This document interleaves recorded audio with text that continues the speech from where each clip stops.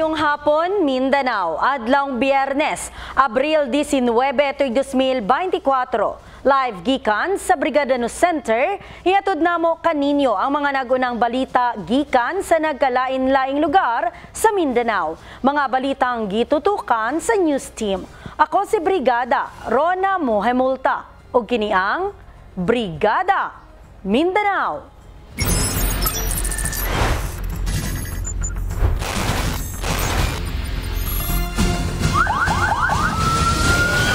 Mas palauman pa sa kapulisan.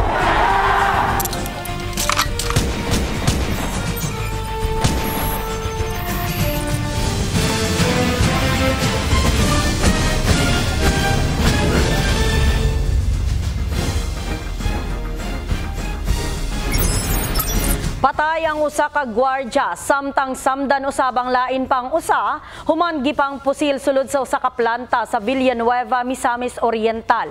Tulo ka wala mailing suspect na tangag ang kwarta nga 1.5 million pesos ug mga alahas.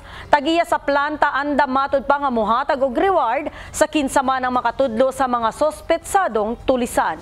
Ibrigada mo Jackie Paclar. Tulis ang anggulong gitutukan sa kapulisan human gisudlan sa tulo ka wala mailang suspitsadong lalaki ang Mindanao Talakag Steel Corporation nga nahimutang sa Villanueva, Misamis Oriental. Nasayran sa investigasyon sa Villanueva Municipal Police nga gidisarmahan ang mga gwardya. Gipusasan og dayon gipusil sa ulo nga bahin nga miresulta sa nanaling kamatayon ni SG Celso Palma 58 anyos og critical sabang kahimtang ni SG Theodina Calunya 30 anyos. Parehong lumulupyo sa Villanueva, Misamis Oriental. Dayon gisudlan sa mga suspitsado ang kantin ug ang lawak nga naa dito sulod ang balor 1.5 million pesos nga salapi ug alahas. Ito po may nakakuha og dugang ebidensya sa CCTV nga among na-review.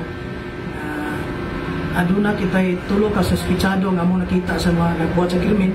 Sa pagbuhat sa mga suspitsado, magkamaugid kay sa ilaging gitambunan sa ang ilang naong.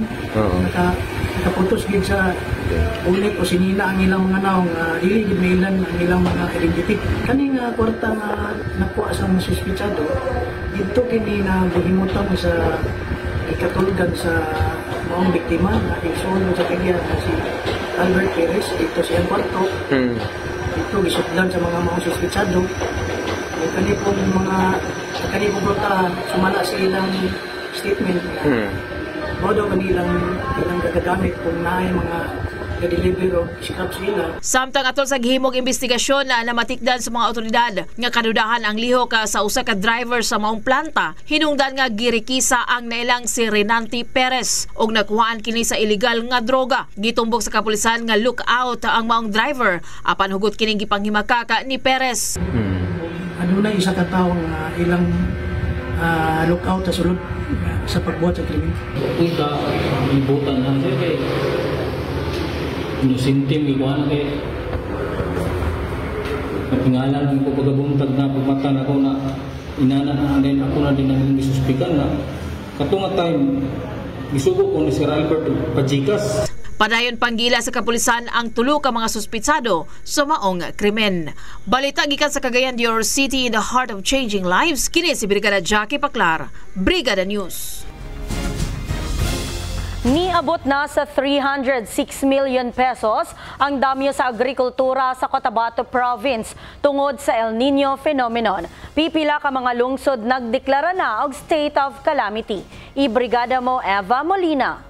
Halos may abot na sa 306 milyones ka pesos ang damyo sa El Nino sa agrikultura sa katibuk ang North Cotabato. Base kini sa report nga gipresenta ni Office of the Provincial Agriculturist Administrative Officer 5, Roel Villanueva, sa gipahigayong Provincial Disaster Risk Reduction and Management Full Council kon PDRRMC meeting dito sa USM Commercial Building, Kabakan, Cotabato. Gibutyag niini nga duri mas dakong damyo sa agrikultura sa Arakan, Alamada, Alyosan, Kidapawan City, Magpet ug Pigkawayan. Una nang nagdeklara og state of calamity ang mga lungsod sa Arakan, Alamada ug Alyosan. Hinungdan nga gimando ni Cotabato Governor Emelu Lala Taleño Mendoza ngadto sa upag nga makigalayon sa Philippine Crop Insurance Corporation kon PCIC aron matabangan ang mga mag-uuma nga maka-avail sa mga programa hilabi na sa panahon sa kalamidad. Samtang padayon ang pagpangatag sa OPAG o calamity seeds assistance susama sa similya sa humay, mais o mga gulay, cassava planting materials, kamote cuttings ug nagpahulam usab sila og mga water pumps sa mga asosasyon sa mga mag-uuma nga nanginahanglan niini.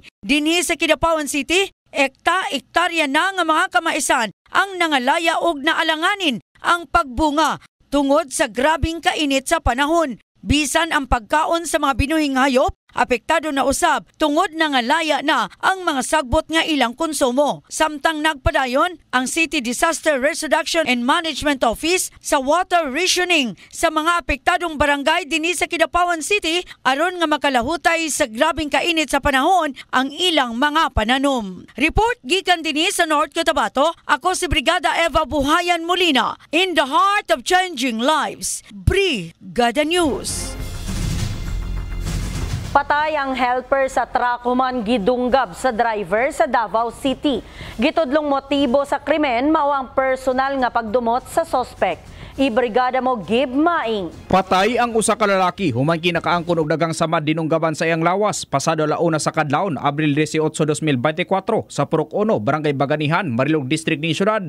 Sa pagpanubay sa Marilog Police Station na ilang biktima nga si Joseph Abina, helper sa truck, samtang ang suspect mao ang driver nini nga gilang si RG Perpetua del Rosario. Sumala sa saksi nga truck driver nakadungog matud siya og saba gawas sa iyang truck ug sa iyang pagsusi iyang nakita ang biktima nga nagbuyod na kilid sa dalan sa maong dapit. Dali usab nga miikyas palayo ang gitudlong suspect sakay sa gamanihong color blue nga wing van truck. Gisulon pa og dala sa Marilog District Health Center, Marahan, Davao City ang nasgutang biktima alang sa medical treatment apan nakabsa na kini sa iyang kinabuhi. Gitudlong motibo sa kapulisan sa krimen mao ang personal nga pagdumot sa suspect. Padayon pa karon ang gihimong investigasyon sa kapulisan ug pagpangita sa nimutangan sa suspect samtang ang patayng lawas sa biktima ana karon sa Freedom Life Funeral Homes, Kalinan, Davao City. In the heart of changing lives, kini si Brigada Gib Maing, Brigada News.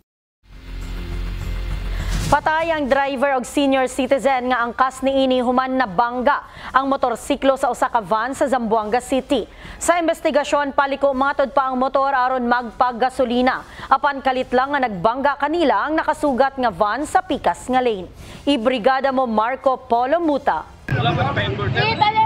Isang masalimuot na aksidente ang kumitil sa buhay ng dalawang construction worker. Makaraan sumalpok ang isang pampasaherong utility van sa motorsiklo na sinasakyan ng mga biktima kahapon sa MCLL Highway, Sitio Nangka, Barangay Manikaan, dito sa lungsod ng Zamboanga. Sa report ng Zamboanga City Police Office, nakilala ang mga nasawing biktima ay ang driver ng motorsiklo bilang si Jepsy Ramillano. Legal ang edad, may asawa, samantala ang bag rider nito nasawi rin ay nakilala bilang si Romeo Ramillano, isang senior citizen, pawang mga residente ng Barangay Lapakan dito sa lungsod ng Zamboanga. Dagdag pa sa investigasyon ng otoridad na habang tinatahag ng mga biktima ang kahabaan ng Barangay Kabaluhay at kumaliwa ito para magpagas sa isang gasoline station ay bigla na lamang sumalpok sa mga biktima ang paparating ng pampaserong van mula sa kabilang lane ng kalsada na minamaneho ni Joey Cabaya Cruz Irebollos, 34 na taong gulang, may asawa, residente ng Perez Drive, Barangay Putik dito sa Zamboanga, na ang minamanehong van nito ay galing umano sa East Coast patungong bayan. Sapol ang motorsiklo dahil sa lakas ng impact ng van. Gayon din, halos durog ang mga katawan ng mga biktima dahil maliban sa pagsalpok sa kanila ang sasakyan ay lumipad din ang mga biktima ilang metro mula sa pinangyarihan ng aksidente. Agad naman dumating ang ambulansya para dalhin ang mga biktima sa malapit na pagamutan. Samantala, ilang oras din makalipas ay nasawi din ang driver dahil sa malubhang na tama nito sa aksidente. Samantala, ang kasamahan nito na construction worker ay malubha rin ang kalagayan at nasawi kaninang umaga habang nagpapagamot sa isang ospital dito sa lungsod. Panghuli, ang driver ng van ay nasa kustodiya na ng pulis habang nahaharap ang kaukulang kaso. Samantala, ang dalawang sasakyan ay nasa kustodiya na rin ng PNP Zamboanga.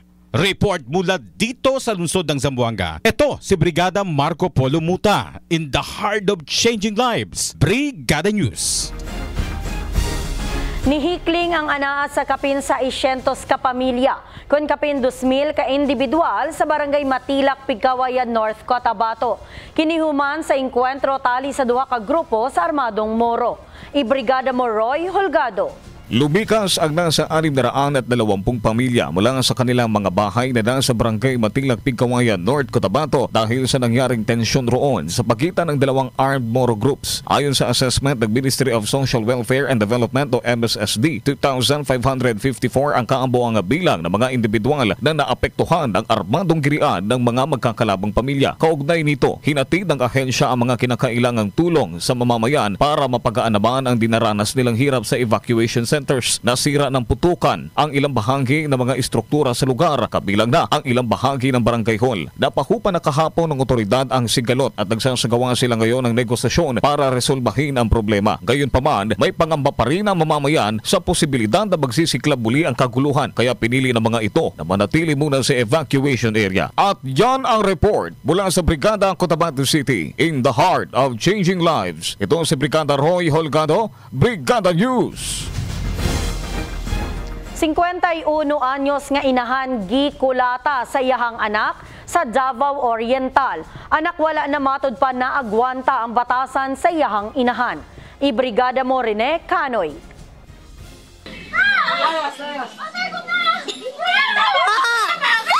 May paggipatay na lang ko kana ang gibutyag sa 51 anyos nga inahan uban sa tulo sa luha sa iyang mga mata dihang gikulata kini sa iyang anak.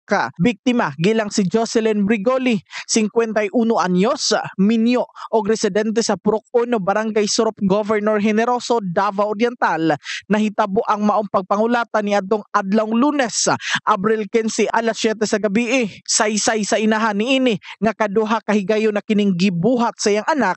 Una, ang paggukod kaniya og binuak nga botilya tungod gusto matud pa siyang patio niini. Rason sa kasuko sa iyang anak, matud pa tungod nang hilabot kuno iyang inahan sa iyang asawa hinungdan sa ilang panagbulag. Permiro na sir, hapit ko niya dirigi atong gidunggab ko niya nga og botilya iya kong gibukan. May ganito kong buntis kay indagan ko sa iyang likod, giwakli ko. Tuwa ko na dunggabi niya, gikuha po siya siyang asawa. Tuwa ko nang tanang gipapriso sir kay murag sakit sa kong buot ba nga iya kong giingon adto nga hapit ko mamatay. Dugang sab sa suspek, napuno na siya sa batasan sa iyang inahan apan depensa sa mga silingan og mga anak niini nga dakong bakak ang tanan tungod kay dugay nang wala manghilabot iyang inahan bisan pa man adunay nakakita nga ang iyang asawa gadula matud pa sa kalayo sulod sa ilang panimalay. Nasayran usaba nga niadtong panahon sa pagkulata niya sa iyang inahan, wala sila maglalis og natingala na lang iyang inahan nga kalit kining misulod silang panimalay diretso pangulata kaniya. Napuno na ko sir, gibiyaan ko kasawa sir. Yun, gibiyaan ko kasawa tungod sa akong ginikanan. Napuno na ko sir. Parang pasakitan ako sila sir. Sa karon, ang maong suspek anak karon sa kustodiya sa Governor Generoso Municipal Police Station ug matod ni Police Captain Geoffrey Narido, ang Deputy Chief of Police, nasangat na ang kasong ipasaka batok sa suspek. Regarding sa kaso ni Mario Bordas, we already filed a case against him na least serious physical injury through inquest proceeding last Tuesday dito sa atong prosecutor's office sa Lupon. So nasa sa atong kustodiya karon o naghuwat lang pud tag commitment order sa korte para atong ibalhin sa BGMP or sa provincial jail nato. Report gikan sa Governor Generoso, Davao Oriental, in the heart of changing lives. Kini si Brigada Canoy, Brigada News. Padayon karon nga ginaimbestigahan sa Bureau of Fire Protection ang nahitabong grass fire sa Cotabato City kung unsa ang tinubdan niini. Sa nahitabo na putos matud pa sa aso ang mga panimalay ug kadalanan sa syudad.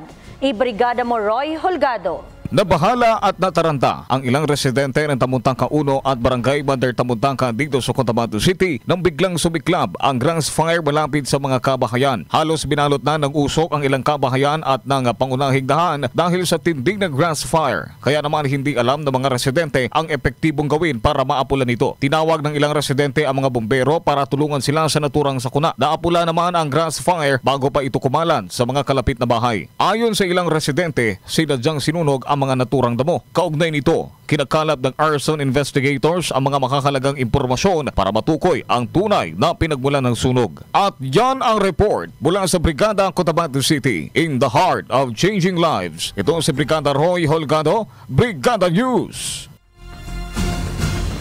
Padayon gihapon ang Brigada Foundation Incorporated sa pagdawat og ginabang alang ato sa mga kabrigada nato nga nanginahanglan og ginabang.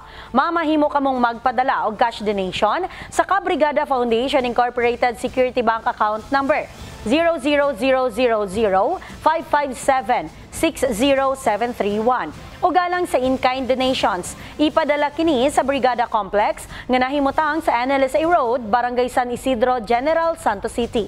Sa mga gustong mahimong Brigada Volunteer, pwedeng modangop dinhi sa istasyon og magpalista. Mao kana ang naglangkob nga mga balita sulod sa 20 minutos nga nakalap sa atong mga kabrigada gikan sa nagkadaiyang lugar sa Mindanao. Mga balitang 24 oras nga gironda sa atong mga kabrigada. Sa makausap pa ako si Brigada Rona Mohemulta, in the heart of changing lives. Ug kini ang Brigada Mindanao.